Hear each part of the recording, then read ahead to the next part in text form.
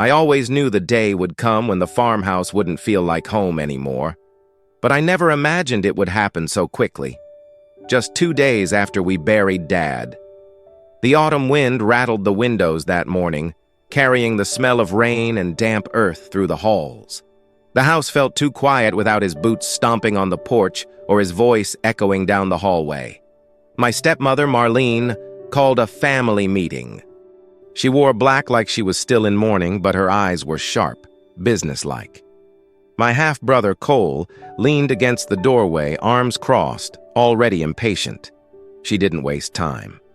"The will was clear," Marlene said. "The property and house are mine. You're welcome to gather your things, but you can't stay here." The words landed like stones. I stared at her, trying to process the coldness in her voice. Dad had promised me this would always be my home, no matter what. He'd raised me here after Mom died.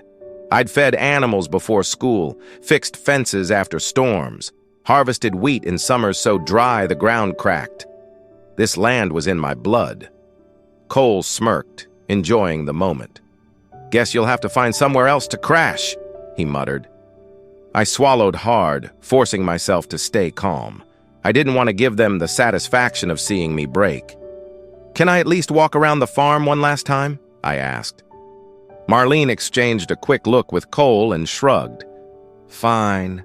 Just don't take anything." I nodded, keeping my voice steady. "I just want to visit the chicken coop."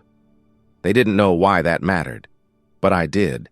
And that small, forgotten corner of the farm was about to change everything. I stepped off the porch without looking back. Gravel popped under my boots, and the sky hung low like a damp wool blanket. I passed the maple Dad planted when I turned 10, the one we measured ourselves against each spring. The swing creaked once in the breeze like it still remembered his push. The chicken coop sat at the edge of the garden, beyond the rain barrels and the lilac hedge. From a distance, it looked ordinary. Weathered boards, tin roof, sagging door with a loop of baling wire for a latch. Ordinary was the point. Dad believed the best hiding places were places that looked tired and boring. "Nothing to see here," he would say, knocking a knuckle against the wall. Inside, air was warm with straw and feathers. Sunlight slid through slats and made ladders across the floor. The hens clucked, shifting on roosts, more curious than alarmed. I whispered hello out of habit and set my duffel by the nest boxes. I wasn't here for keepsakes. I was here to listen for hollow places. Dad taught me the sounds of wood, the way other fathers teach chord progressions. I tapped the wall beside the door. Solid. I tapped the feed bin. Solid. I tapped north wall under the window. Hollow. A soft drum wrapped in cotton. My chest tightened. I pulled nesting straw aside and found the panel only we knew about, its edges disguised by a rim of old nails. The screw heads were worn smooth from our hands. I turned them slowly with the screwdriver Dad kept tucked behind a beam. The panel lifted. Under it lay a dark space that smelled faintly of cedar and machine oil. I reached in and felt metal, cold, and perfectly familiar. The key was right where he said it would be. The key was brass, small as a thumbnail, and warm in my palm. Dad had carved a nick on its bow years ago, a crescent scar so I could tell it by touch in the dark. I slipped it into my pocket and looked around the coop for its lock. Nothing obvious.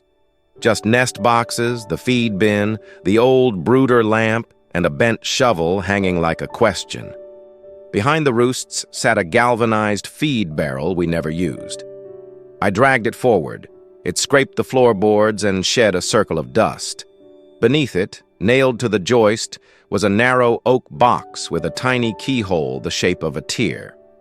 My breath snagged. He hadn't hidden the key near the lock. He'd hidden the lock under the birds. The key turned with a stubborn click. Inside lay a sealed envelope, a folded square of oiled cloth, and a thin tin box. I opened the envelope first.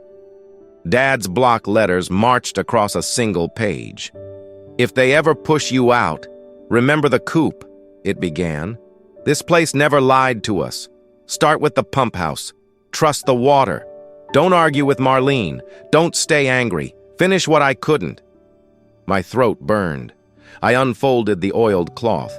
A hand-drawn map of the back 40, inked in careful lines, with a small X between the windmill and the pump house. The tin box held 3 items: a brass padlock key, a tiny wrench, and Mom's wedding ring on a string. I slid the ring over my thumb and felt steadier. Outside, a crow barked like a challenge. I put everything back in the envelope except the map and padlock key, then closed the coop gently. The pump house waited, humming softly in memory and water. I headed toward the pump house at the back of the orchard, following the narrow path Dad and I wore into the grass each summer. The little cinder-block shed squatted beside the windmill, its door secured by a brass padlock dulled with age. The map's X sat exactly between them, like a heartbeat set into the ground.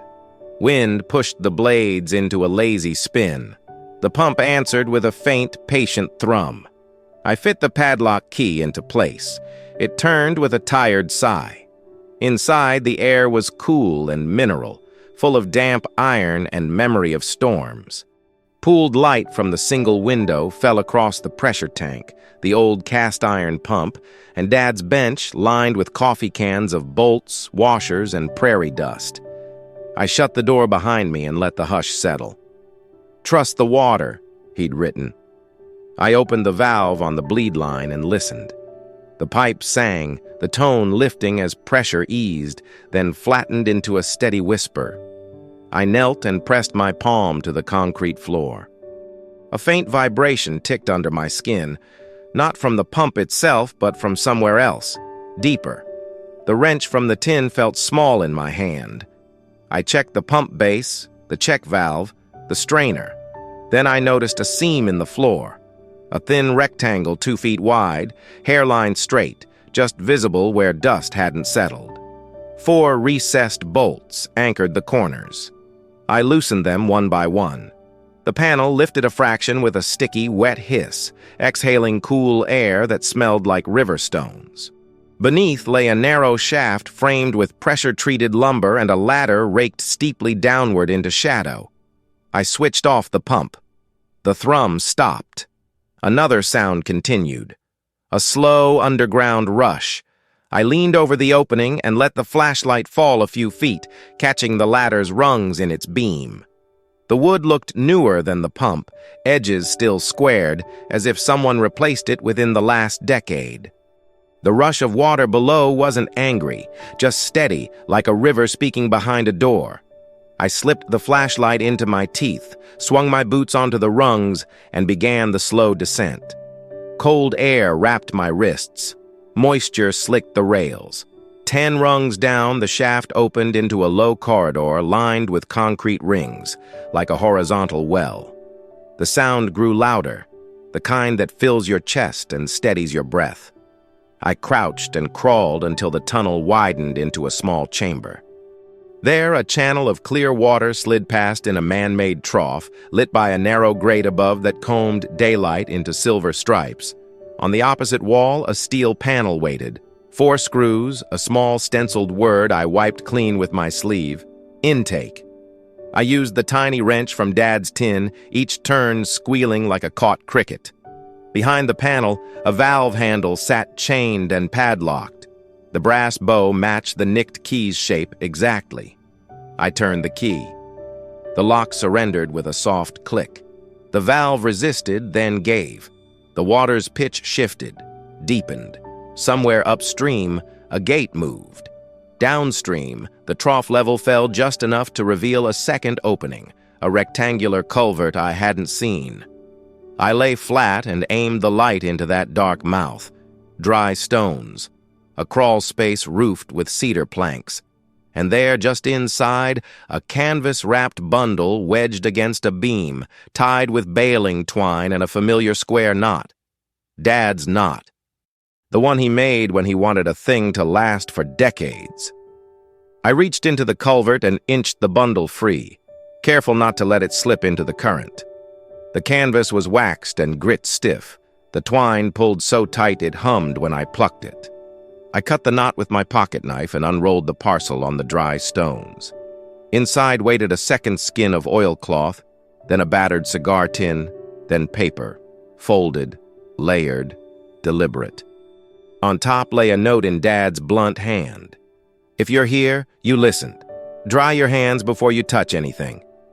I laughed once, breathless, and did exactly that. The cigar tin held a small brass key stamped with the number 32, a sealed flash drive in a zip bag, and 2 coins taped together.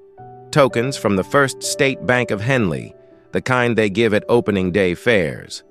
Beneath them sat a leather ledger, edges blackened by oil and years. I opened to the first page. Dates, names, acre totals, payments, and a column Dad labeled water. Not expenses, royalties. He had been leasing subsurface water to 3 neighbors during drought seasons, tracked by meter, paid quarterly. Receipts were tucked in envelopes, notarized, stamped. A folded document slid out, a recorded easement assigning the water rights to me upon his death, filed months before he got sick. At the bottom of the stack was a photocopy of a codicil, witnessed by the county clerk. Tools, livestock proceeds, and all water infrastructure including pumps and meters to me. The farmhouse and yard, yes, to Marlene. The veins under it, no. I sat in the cold light, the underground rush steady as a heartbeat, and felt anger unhook from my ribs. Dad hadn't left me empty. He'd left me leverage, and a key labeled 32. I knew exactly where to go after dawn today. I barely slept. At sunrise, I dried the oilcloth, stowed the ledger, and climbed from the shaft with the map in my jacket. The barnyard was slick with dew. The windmill clicked like a slow metronome. By 8, the bank's lights were on.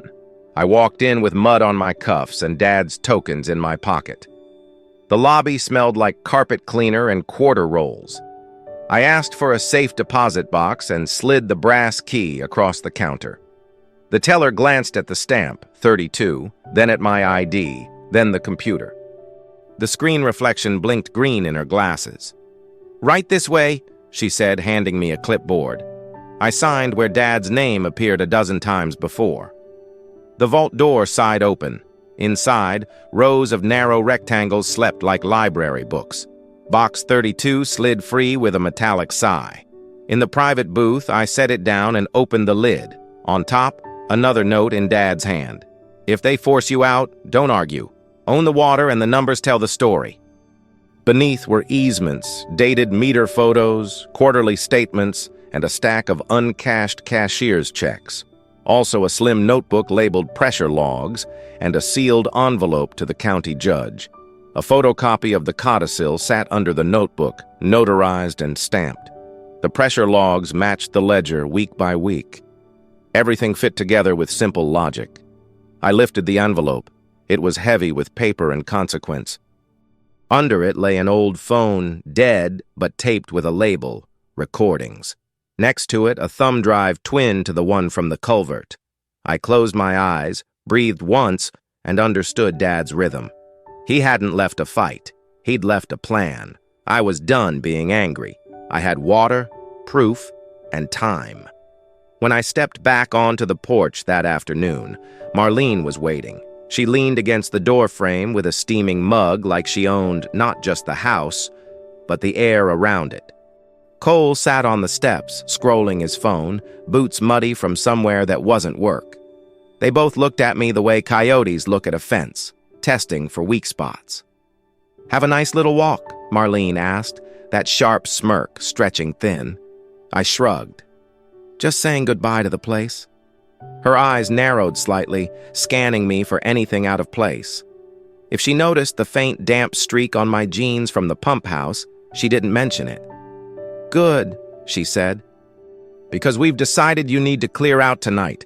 No more dragging it on. Cole's friends are coming tomorrow to help with the shed." I almost laughed. The shed? She didn't even know which valves watered which fields, let alone the shed's real purpose. "Fine," I said evenly. "I'll pack what's mine and be gone before sunset." Cole looked up, surprised. That's it? No tantrum? No speech about Dad's wishes? I met his eyes. Nope. It threw them off. They'd expected shouting, maybe a desperate plea. Instead, I gave them nothing, because Dad's plan didn't require their permission. It only required time, and I now had everything I needed: the easements, the logs, the ledger, and the legal leverage waiting in box 32. Marlene sipped her coffee and turned toward the house, clearly pleased with herself. Cole smirked like he'd won. Neither of them noticed the faint, muddy imprint of my boots drying on the porch boards, the same path that led straight to the pump house door. I smiled. They had no idea what was coming. The county seat sat 30 miles of two-lane road away, a ribbon through corn stubble. I drove there with the ledger on the seat, the pressure logs, the easements, and Dad's sealed envelope to the judge, each document weightier than the truck itself. Inside the courthouse, old radiators ticked like metronomes. I asked for recordings. The clerk, a woman with ink on her fingers, checked parcel numbers, then the index of instruments. I laid out the notarized easements, the codicil copy, meter photographs, and quarterly statements. She read quietly, lips moving, and stamped each page with a red bloom that felt like sunrise. "These will post by end of day," she said. "Certified copies?" "Yes."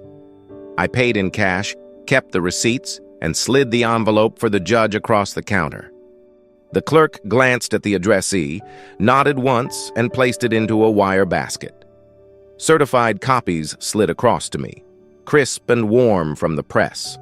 At the bank, I deposited the oldest checks and kept the newest for leverage. I bought a weatherproof data logger, a new hasp, and 2 tamper seals. The afternoon sharpened into purpose. When I returned to the pump house, the windmill had picked up. I installed the hasp, set the logger on the main line, photographed the readings, and sealed the access with numbered tags. Then I wrote a letter, plain, polite, dated, informing Marlene of scheduled maintenance on the water system and my exclusive right to operate and service it under recorded easements. A copy went under her door, with a time-stamped photo. I shut the valve, feeding the yard spigots for 1 hour to test flow stability. Kitchens don't run on anger. They run on pressure and proof. When I reopened the line, the system hummed like a steadied heart again. Marlene noticed the maintenance letter before sunset and pretended it was junk. An hour later, the kitchen tap coughed air, then sputtered to a trickle as my 1-hour test cycled. Through the window, I watched her shake the handle like the house owed obedience. Cole stomped across the yard toward the pump house, jaw set for breaking things. I kept my distance by the lilacs, phone ready. He rattled the new hasp, spotted the tamper seals, and grinned the way boys grin before doing something they'll deny. The bolt cutters flashed. The seal snapped with a tidy pop I caught on video. The numbered tag spun in the dirt like a coin. Inside, he yanked the main valve hard enough to bruise it. The logger's green light blinked and stored everything: time, pressure, flow, force. When he came back out, he looked straight at me as if daring me to shout. I didn't. I just filmed the broken seal, the cutters in his fist, the fresh boot prints, the readout capturing his tantrum in numbers that would not lie. The system held, then stabilized once I reset it.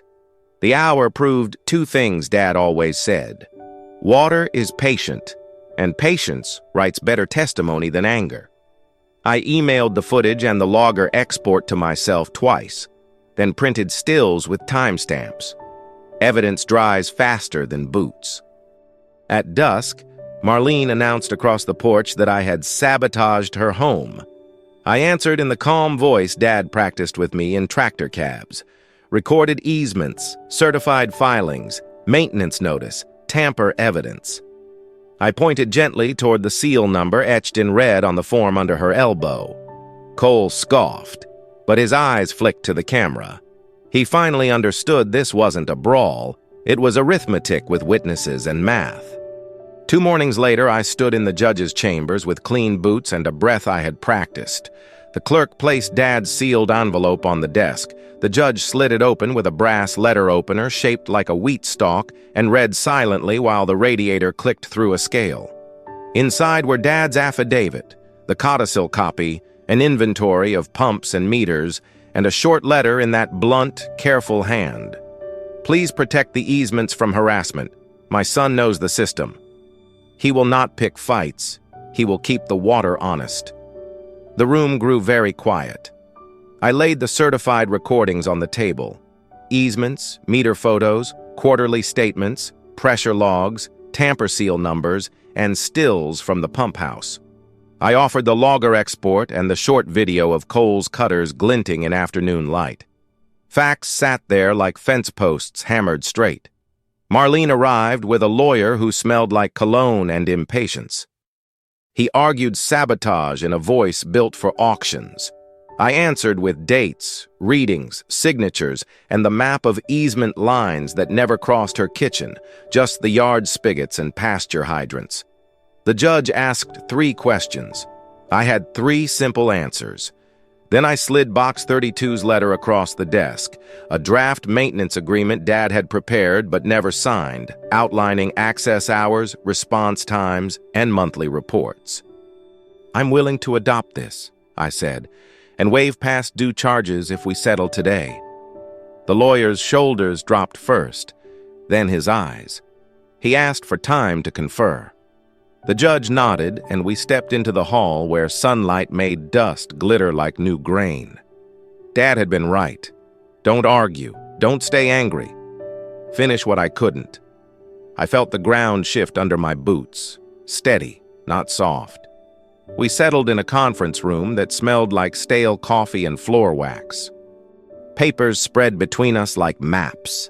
The lawyer shuffled, recalculated, and finally read the numbers the way a farmer reads clouds, accepting what sky is given. The agreement came together one plain sentence at a time. I would forgive all past water charges and waive the next 2 quarters. Marlene would grant me recorded access to the pump house and lines without interference, and acknowledge that the water infrastructure and rights were mine alone. In exchange, I would purchase the farmhouse and immediate yard for a price set by the county appraisal, paid using Dad's uncashed checks and a bank loan pre-approved that morning. She blinked at the number, then at the certainty in it. The judge required one more safeguard, a 60-day occupancy for her to move with dignity, utilities maintained, water monitored by the logger, tempers left in the truck. I agreed. So did she, eventually, when the lawyer traced the math with a pen and found no argument left inside it. No one cheered. Relief arrived quiet today. We signed. The clerk notarized. The judge initialed where the law liked its corners square. I carried certified copies in a manila envelope that felt the weight of a roof. Outside, the air tasted like rain on dust. I sat in the truck, called the bank, then the locksmith, then the neighbor who promised a spare room for a month while the transition shook itself steady. I texted Cole a photo of the new access tags and wrote, "Simple as gate wire. Please leave the seals alone." He didn't reply. He didn't need to. The deal was ink, not threat. The farm had a new shape now, one that made sense when read alongside water and patience. 60 days felt longer inside than it looked on paper. I spent them packing my few things, helping a neighbor fix his header, and walking the fence lines every evening like reciting a prayer. I kept the water steady, logged and humming, and mailed Marlene a weekly printout with a plain note. Pressure normal. Call if anything changes. We didn't speak much. Sometimes the kindest truth is distance. On the last day, I stood under the maple and watched a rental truck swallow the last of her boxes. Cole avoided my eyes, then surprised me by setting the mail on the porch and nodding once, a truce measured in inches. When the taillights disappeared down the lane, the farm exhaled the way barns do when storms pass. I walked to the chicken coop with a small paper bag. The hens muttered and rearranged themselves as I knelt by the panel. Inside, where Dad's key had slept, I left the brass tokens, one of the cashier's checks, and a note for myself I hope to never need. Remember how this felt. Choose patience again.